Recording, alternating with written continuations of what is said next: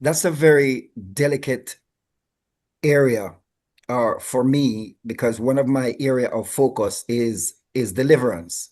Mm-hmm. That's what catapulted me into ministry. Even before I was out on my own, deliverance was one of the areas that I was heavily in the church that I was submitted to. And so I thought that every single thing that made someone uh, quote unquote abnormal, not functioning in their full 100% efficiency as God created them, had to do with a demonic oppression, possession, or manifestation. This young lady and her mom, they came, I don't even remember where they came to us from, but the young lady, brilliant. When I tell you brilliant, she could get a doctorate a legitimate doctorate in half the time it takes to study for one. She's that bright, Mm. but she kept hearing voices. She got to a place where she would confess that in her mind she's trying to pray, but she hear a voice cursing Jesus. I mean, literal bad words to Jesus. Instead of saying what she wants to say to him in her heart, she would hear a voice telling her to curse Jesus.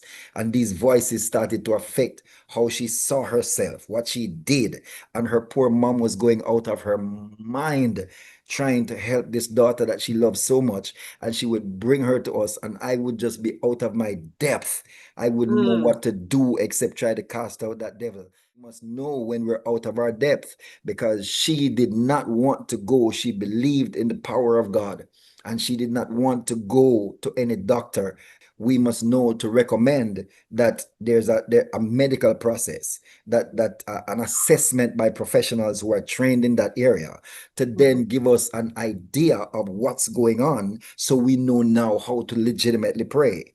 I think mental health is, from where I sit now with the little experience that I've gained, because I haven't done a lot or seen a lot, but I've seen mental health issues that come as a result of situations, circumstances. And I've also seen some that come as a result of chemical imbalance. And Mhm. I've Mhm. seen some that come as a result of demonic oppression.